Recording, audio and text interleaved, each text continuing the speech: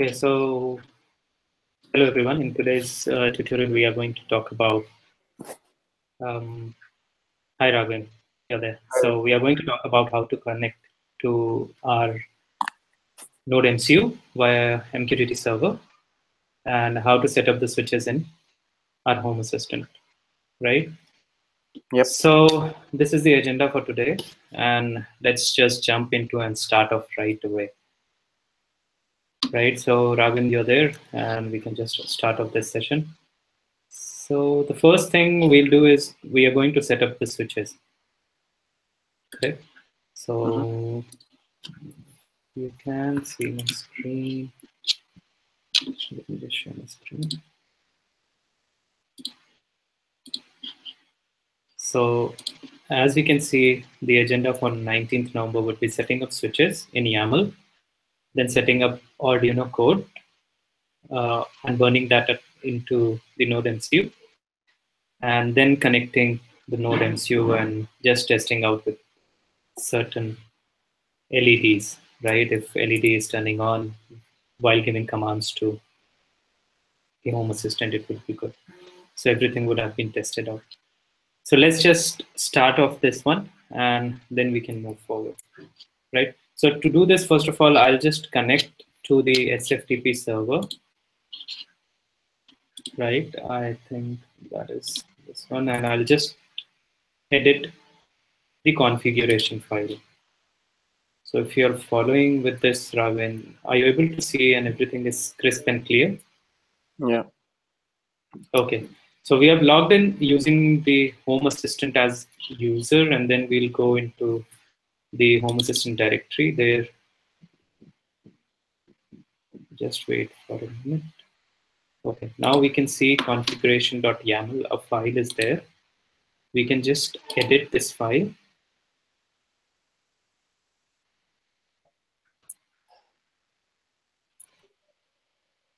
So we can do all this editing part through SSH also, though it's a hidden file, but can we access through? Yes, of course. We can go in and edit this file using the Nano browser, like the browser which is already present there, Nano or VI editor in Linux. We can do that from there, but it is more convenient while using these high-end editors, like it is when we see using Atom or Notepad++, you can use any of them. So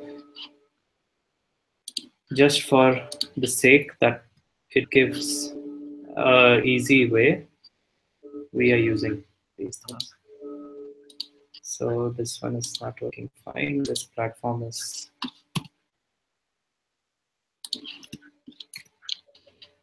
So if we see in this switch, this platform is not being included in the switch. Let me just cut it.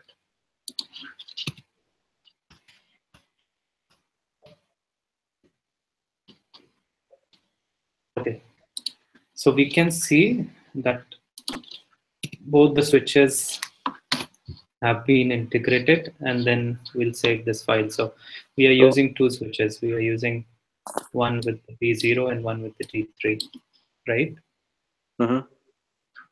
Is everything clear? Yeah, and what is above the file? What do we have? Where we have to add this particular command? We can add anywhere in the YAML file, configuration YAML file? Yes, you can add anywhere. This is the main tag. This is the parent tag. And these are the sub tags. So if the parent tag, each and every parent tag is different, right? So you can add them anywhere. So this is text to speech tag. So we can add text to speech above sensors or above maps and all those things. So these are all the parent tags. We can add them anywhere, wherever we want. All these are predefined, comes with the configuration file. Yes, if you go to the Home Assistant documentation, everything has been documented very well. So if you want more information about this, you can just go through first. You may go through what is YAML. It's just, it is very easy. understanding YAML and looking at YAML is very easy. You can just go through in just 2 to 3 hours, you will understand everything. And then after learning YAML, you can go to the Home Assistant documentation and read what are the specific tags which Home Assistant is using. So we define some specific tags, and those are the tags which are being used. So let me just save this file. After I save this file, there will be a pop-up which will say, I will upload the saved file to this address. I'll do yes. So it is getting connected and this has been updated. We want to verify file transfer successful. And let us just verify this. I'll just give refresh. And we can see that the date has been changed, right? So this has been, this is the latest time when the file was being updated. So this is how we can verify that if it has been done. Or you can go to successful transfers and see what was the date and time. So first it was 1892 KBs, I hope. Now the size has been increased because we have included 2 more lines. So verification, after the verification is done, we are just going to, we are just going to enter the Home Assistant setup and then going to configuration. I'll go to general and I'll just restart the server. We can also do this configuration reload core. Let us do this, try it out. Do we need to do check config before? I don't check know. I saw some button, yeah. First, we'll do the configuration reloading. So we have changed the file. Let us reload it, and then we'll do a check config. It will take approximately 2 to 3 minutes. If you want more information, you can go to the logs and check the logs, what's going on, right? So I hope that must have been done. We'll just give check config, and if everything is correct, then it will give us a green tick mark. So it is checking up the configuration file, which we have just edited. Let's see. Yes, so it is valid. I think everything is valid, and now we can go to overview. We are not able to see the switches. Let us just give a refresh. No, sometimes this is the case with Home Assistant. So it's better to go into general and restart the server. So it will restart everything. It will load the configuration file from the beginning and all the components from the beginning. So let's wait for some time and then we will be able to see. So Safari can't connect to the server. So the server is being restarted.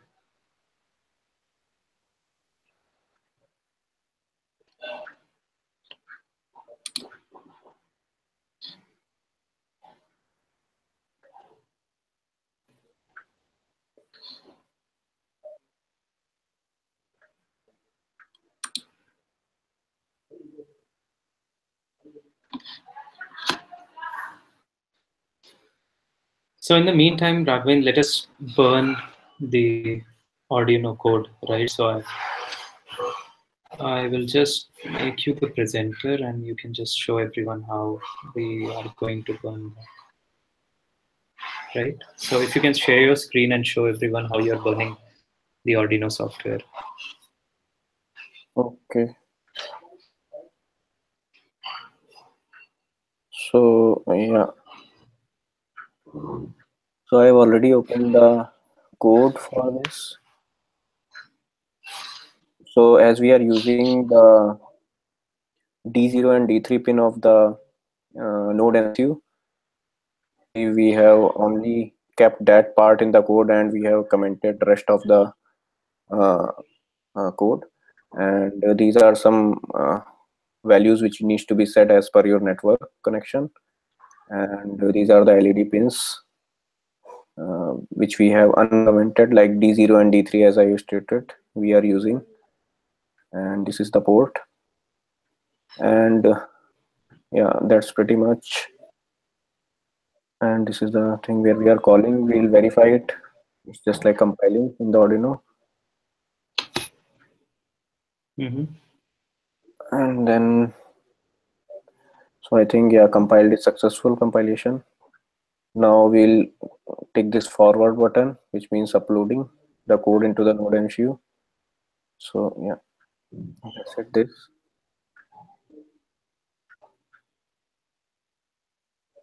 So it's burning. We can see the code is burning, right? In the Arduino IDE itself. Yeah.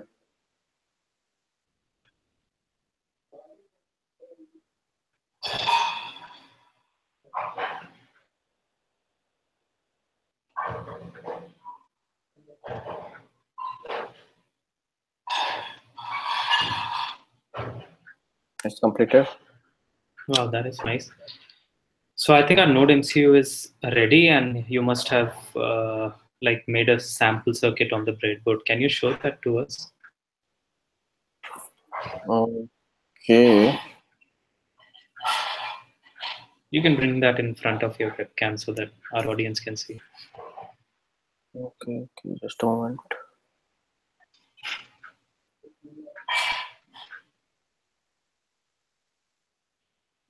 So my screen is not correct. We can see your screen. So this is the node MCU. You can see it, Shashank? Yes, we can see it, Robin. So I have connected through the USB port of my PC, and this is the node MCU chip, and this is the D0, the yellow wire, and the red wire belongs to the D3 pin of the node MCU. And as you can see down, I have given the second last pin at the opposite side is the ground pin. So I connected it with the ground, and this is pretty much the simple LED diagram. LED circuit, and you can find it in the net. It's very easy. One resistance at the anode side, and the D0, D3 basically are the outputs we have connected to the cathode side. No issues. If a request comes in, we are only going to show you the circuit diagram, right? if some request comes to us, rather than finding, you can get that on Google, but if the request comes to us, we can also show it to everyone. Correct, Raghavan? Yeah. Like how to build up a sample circuit or building up a complex circuit also we can go through once many requests comes in for the circuit design. So let us jump back and see if our server is up. I hope that the server would be working fine now and we're able to see some switches. No.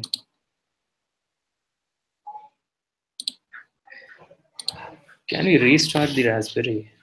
I'm not sure why the server is not. Try connecting. 1 minute. Let me try connecting this shell.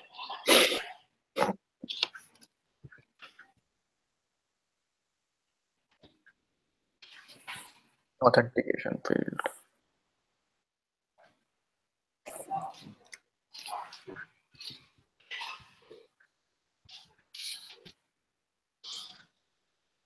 Okay, I got the authentication, so I'll just give it a moment.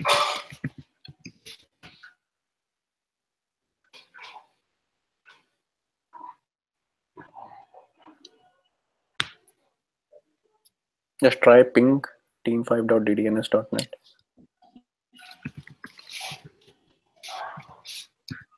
It will work. It should work. Request time. Request is being timed out. It will... No, it will work. As soon as the pi will up, it will work. Just waiting for the pi to...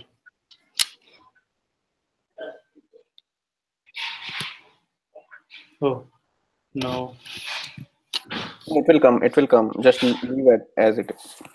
Yeah, sure. No issues. Yeah, it's up.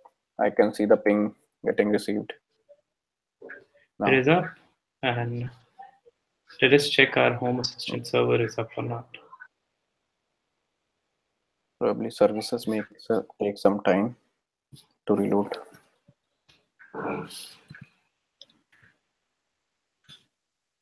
Let me log into the file. We'll check the logs, what exactly is going on. Oh no. It's being timed out for me. For me, it's responding. Can you open Home Assistant so that we can just show that in your screen only, because I think there is some network problem. So we can share the screen on your side and then we can move ahead. Okay.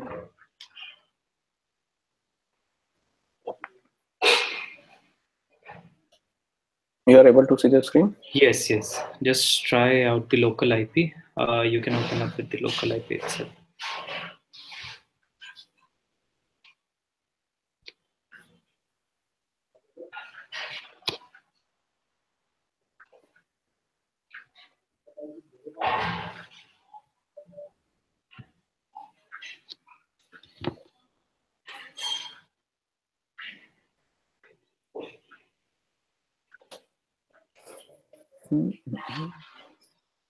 I'm wondering if IP client is not working. Yes. Just try it out with your local IP. I think that is the case. There is some connection issue. 113 or 119? Sorry.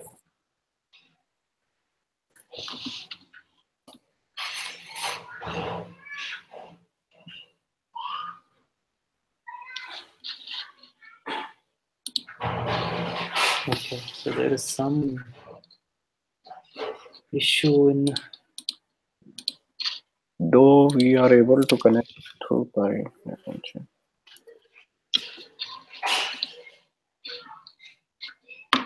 Let us check the logs then.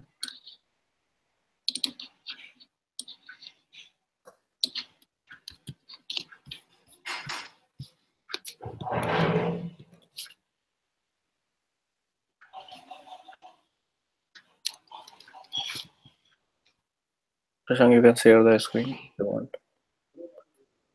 Yes, sure. Are you able to connect through SSH now? Yes, I'm able to connect to SSH. I'll just check the logs of what exactly is going on.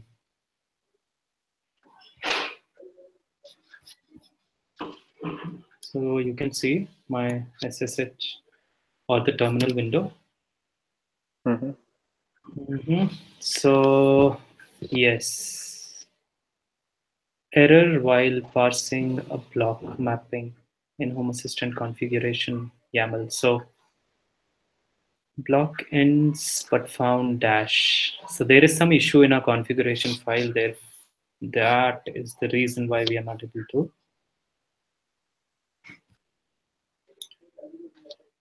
boot that up.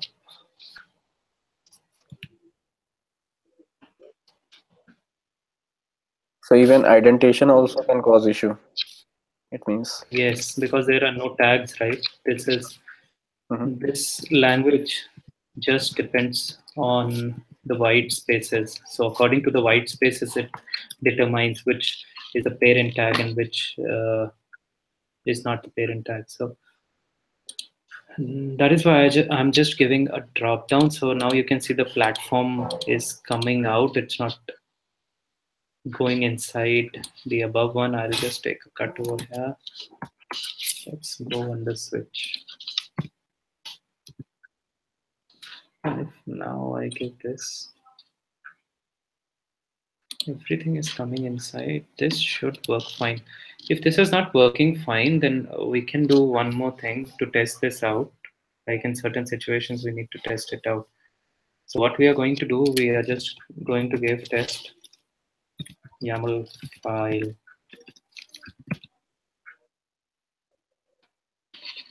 The YAML validator, and we'll just validate our YAML code. So let's just take in this piece of switch code and paste in the YAML validator and give go. Mapping values are not allowed in context at line 3, column 1. Okay.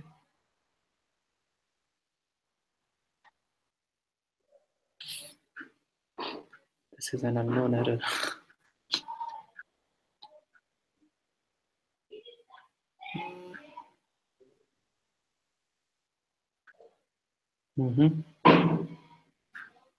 Let us change a little bit.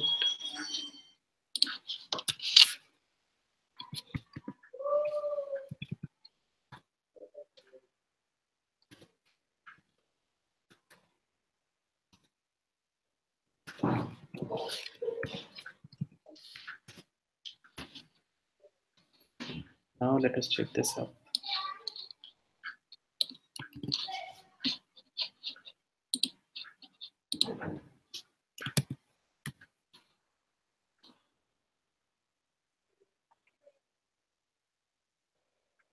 Did not find expected key while passing a block mapping act. This must be fine, I don't know. I don't know why it is giving it. Just try collapsing the switch. Let's try this out.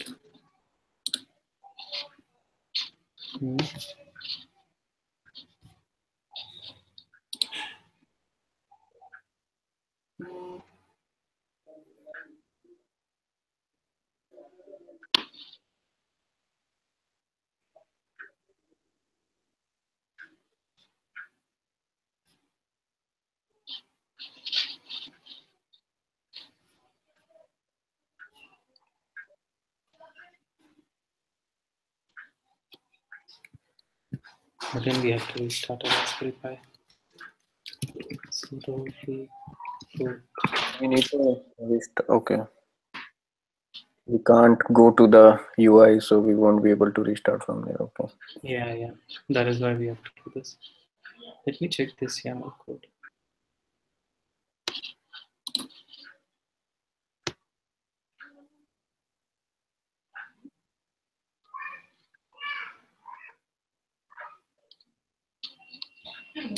If that does not work, I'll just copy and paste this YAML code and delete what is not required.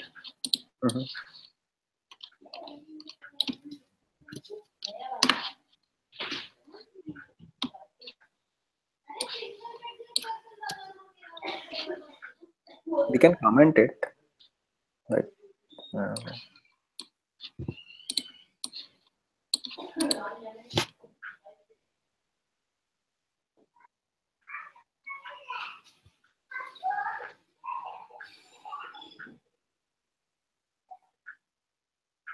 I'm not sure how to comment that. Use command and / at the same time from your keyboard. Try it out. Select a piece of code and then command / Command and /. It's just collapsing this one. Oh, okay.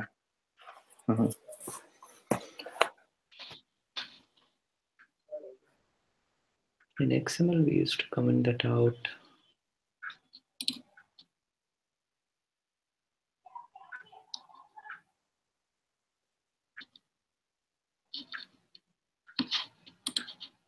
Let me remove this.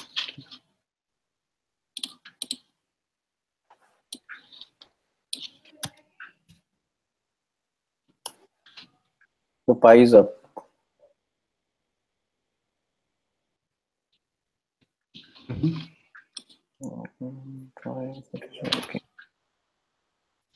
Let us check the logs.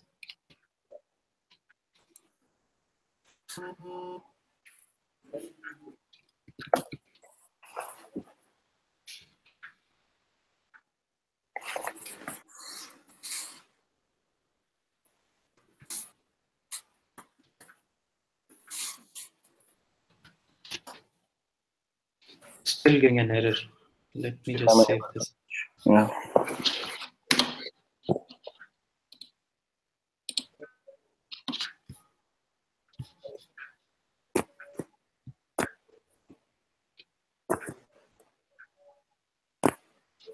Let us also validate this code itself. Okay.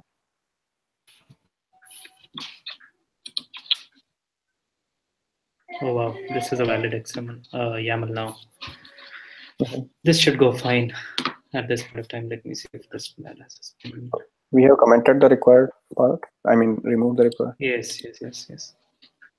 So that is why I do not recommend editing this YAML file in XML in the Linux environment.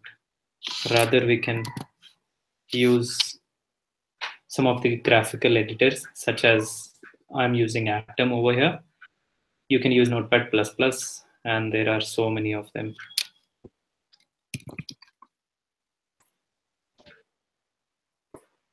So I've just given a reboot command. Let me refresh the screen. We'll just wait for the Raspberry Pi to be up, and then we can move ahead. Let's see if the switches are being configured.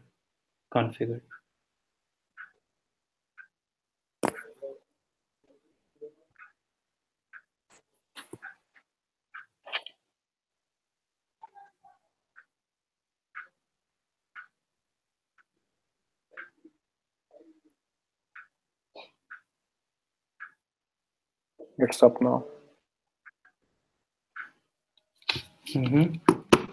Let me just log in.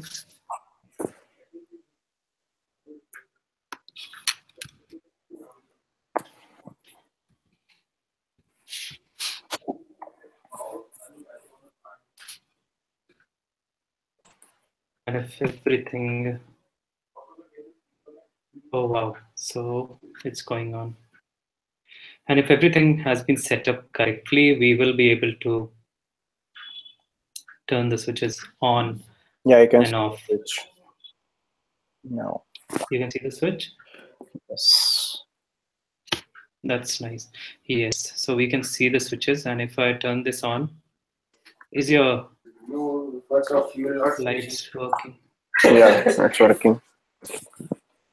It's working. Yep. Wow, So, congratulations. Can you share your screen and then turn the switches on and off so that yeah, we can show this to the audience, right? mhm. So, Yeah, just pick up the breadboard and yeah, definitely. turn on the switches and turn it off. So you guys can see the screen. Yes, so we have already done this, right? Just turn both of them on. Okay, so what I'm doing the on for TubeLight TV, and Now you can show your camera. yeah, as you can see, both the lights are on. Just turn one off, like holding it and then turn. Yeah. So I'll do off. So the white LED is off, and now I'll. Can you pick that up and show it to us, like when you're doing it on and off? You can see. There is so much of light. Now I'll do off. We cannot see the LEDs, Raghavan. Just a little bit up. Okay. Now you would be seeing off, both the LEDs off. I will do an on. It is on. I will do the second LED on. It is on. Wow. And I do the off. It is off. Both the offs, both on. Yep. Great. So we have achieved the on and off functionality, right?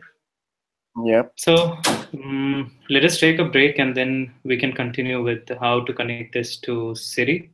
Sure. Right? Sure. And just end this broadcast so that it does not go too long. We'll just start off a new broadcast and then we can show how to connect Home Assistant to Siri. So in the meantime, you can just download HomeKit app on your mobile. Okay. That will assist us to connect it through. Okay. Right? Let's do that in the next step. Sure. Okay. Bye. And this was a nice session, I think. Yeah. We have finally achieved one thing. Bye, Raghavan. Bye.